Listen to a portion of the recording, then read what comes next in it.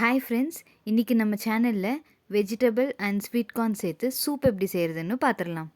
நாம் இன்ஸ்டண்ட்டாக soup mix வாங்கி செய்கிறத விட இது ரொம்ப ஈஸிங்க. வீட்டில் செஞ்சு சாப்பிட்றதுனால அது ஹெல்த்தியாகவும் இருக்கும். வாங்க எப்படி செய்கிறதுன்னு பார்த்துடலாம். ஃபஸ்ட்டு ஸ்டவ் ஆன் பண்ணிவிட்டு ஒரு பாத்திரத்தில் 2 ஸ்பூன் அளவுக்கு எண்ணெய் சேர்த்திடலாம். எண்ணெய் நல்லா காஞ்சதும் கட் பண்ணி வச்சுருக்கிற கேரட், பீன்ஸ் சேர்த்து நல்லா ஃப்ரை பண்ணிடலாம்.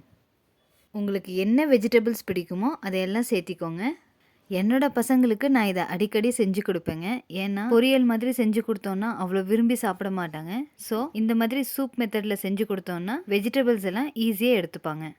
பீன்ஸ், கேரட் லைட்டாக வெந்ததும் ஸ்வீட் கார்னை சேர்த்திடலாம். வெஜிடபிள்ஸ் கொஞ்சம் அதிகமாக எடுத்துக்கணும் அப்படிங்கிறதுக்காக நான் தண்ணி கொஞ்சம் கம்மியாக சேர்த்திருக்கேன். உங்களுக்கு வேணும்னா இன்னும் கொஞ்சம் கூட தண்ணி சேர்த்திடலாம். தேவையான அளவுக்கு உப்பு, ஒரு கைப்பிடி அளவுக்கு பச்சை பட்டாணியை சேர்த்திடலாம். நல்லா வேகட்டும்.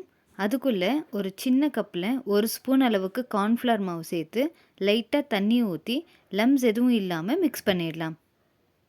கார்ன்ஃப்ளவர் சேர்த்துறதுனால நமக்கு சூப் திக்கான கன்சிஸ்டன்சியில் கிடைக்கும். வெஜிடபிள்ஸ் எல்லாம் நல்லா வெந்திருக்கு. இப்போது சிம்மில் வச்சு ரெடி பண்ணி வச்சுருக்கிற கார்ன்ஃப்ளவர் தண்ணியை இதில் கலந்துடலாம்.